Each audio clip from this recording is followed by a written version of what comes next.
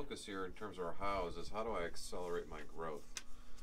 And I'm sure many of you can relate out there as you've been grinding away for whether it be years or decades, and all of a sudden you find something that starts to work pretty well. How do you start to accelerate that and really take advantage of it? And that's what happened with a client of ours. And when Jack mentioned before about our market being small businesses and small business owners, it's really the companies that are small that we're talking about. The owners comes in all different shapes and sizes, but the small companies we're talking about are anywhere from 1 to 25 employees. That's our typical client. And we help coach them through our 7 keys to success, which, as Jack said, is geared towards helping them have growing and sustainable profits. If you take a look at our website, MaximumVP.com, there's a what do you call it? Not a link, but a menu item. A little drop-down item. Drop-down item, thank you. Yes. It's called the MVP Playbook, and within that you have the graphic of a 7 keys to success. That's a good graphic, Joe. That was well done. Well, it's helpful to keep worth in front of hanging you. on your wall. It's a good visual, much like we mentioned before. Having an org chart out there is a good visual for you as well. But the 3 that were key here for our client was presenting, which is the 7th key, the profit plan, which is the 2nd key, and then the 4th key being the organization plan. So this client of ours had been grinding away for about a decade and finally found a model that started to work pretty well. And it was a model that went from having to be the one opening up his own locations to start to expand. He tried that a few times and it was kind of tough to not only get the next location set up and equipped and then start to make a name for themselves in that market, to where they found where they're able to tap into already existing resources that were there and worked pretty well, where they had a built-in market, where they had already made an investment and stuff, and really the services that our client was providing were absolutely perfect for this. Now, the challenge was, how do you start to kind of grow this? Because you got the model down, the model's working very well.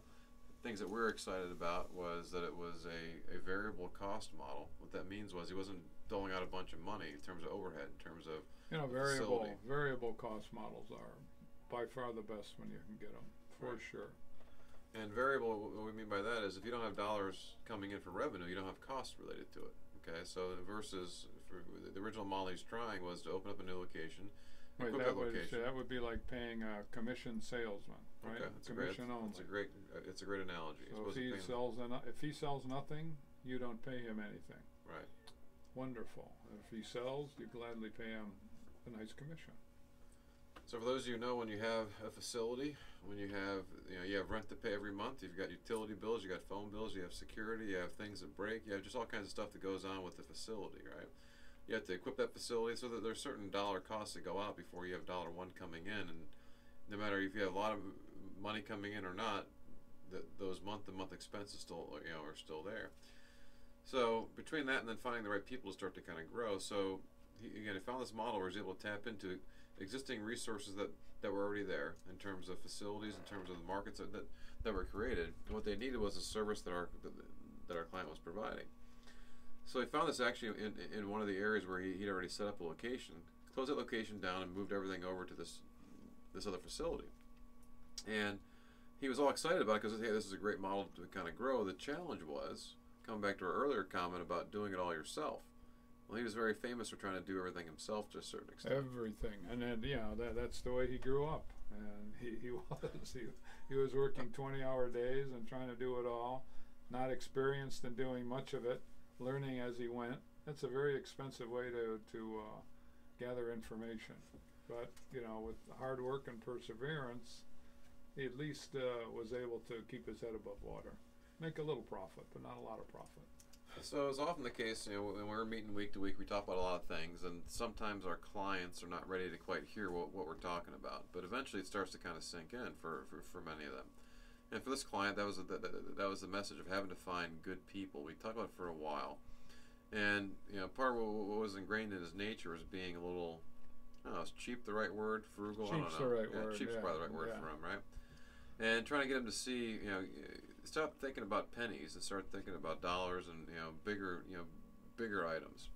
And so making an investment in some good people was a key for him. And so, but that was so foreign. That was one of the hardest decisions he ever had to make in his life. That first move of a good person. Now he can't keep him quiet. One of the challenges too, and one of the benefits that we have with being the two of us, for those of you who know us, and for those of your clients of ours, kind of have a sense for Jack and my style. Believe it or not, I'm usually the good cop, and Jack's usually the bad cop kind of approach, right? Who would have ever guessed? We're going to be more admonishing of people and everything else. Well, in this case, the admonishments of Jack didn't go. They're kind of falling on deaf ears to a certain extent. So, a couple years back, I took that role on instead, and it really hit home. I mean, to the point where this client was almost in tears. It wasn't. I think it was more that he was kind of caught off guard by it, because we saw so much more potential in him than he was letting out. And we said, look, we're getting to the point now where we keep telling the same things over and over again. You have to bring these good people in, and stop talking about all these little, excuses for us why not making it happen. Because this opportunity is right here for you for the taking. We got to stop having the same kind of discussions, or we aren't going to get where we need to go. And so it really hit home with them. It took him a couple days to kind of sink it in. He called back saying, I heard what you're saying, and I'm ready to kind of make this next step. And it was about a year ago he made that plunge in hiring a really good person, with the idea that he wasn't going to be able to see them paying for themselves right away, right? In terms of being able to produce enough to pay for themselves. That's the hardest. That's the hardest part, I think. Not being able to lay out a $10 bill and see instant results for it. That's the hardest for people going through this transition. We've seen it time and again. So as we were starting to help them see, and with the use of the profit plan, forecasting things out to see the potential revenue that was going to be there, that would help for this person to pay for themselves relatively quickly, but in the short term had to make an investment that would help make this thing start to happen. And again, the key focus here is starting to kind of grow these additional areas where you have locations that were set up that they can go tap into and provide a very, very good service for them. But again, there's only so many hours in the day. And there was only for our case, this one owner. And so the key was trying to find this right person. So about a year ago, he found the right person. And he's looking for a little while, trying to find that right person, trying to fit people into that, but didn't quite have the right person. And the time he worked out was actually a person that he had known for a while, which is often the case. It's a matter of timing quite often for whether it be in our personal life or our business life. It's timing. And in his case, in many cases, it's when the knowledge that's been presented time after time after time after time finally resonates. It finally sinks in. Well, you start to see that person, once you know what you're looking for, it's amazing how that person starts to appear right in front of you, right? And so for him, it was absolutely the case. This person is somebody he'd known for a while, and just hadn't really noticed that was the right person for what he was looking for. And so that person was right there for him. Brought her on board, and wouldn't you know it, within the last year alone, they brought on 4 more locations. With double that at least potentially coming up for next year. Yeah, and have this one good person has been good. Now we're at the point now where it's okay. Let's make sure we grow in the right way. But there's tremendous ability to have that happen, and the confidence to your point earlier, Jack. The confidence he now has, and the ability to make this thing start to happen is growing further. He's seeing the fruits of kind of letting go a little bit, bringing those good people on board to help this thing really start to take off and grow in ways that he maybe thought weren't even possible before, because he's putting it all on his own shoulders. And we get tremendous satisfaction when we see our clients go through those transitions like that. And now they're on the road to growth that they thought they could do but never knew how to do it. Excellent. Well, we thank you for being a part of today's show again and joining us on Dirty Secrets of Small Business. You're invited to join us every Monday at noon Eastern. If you have a question in between, shoot us an email at radio@maximumvp.com or give us a call, 877-849-0670.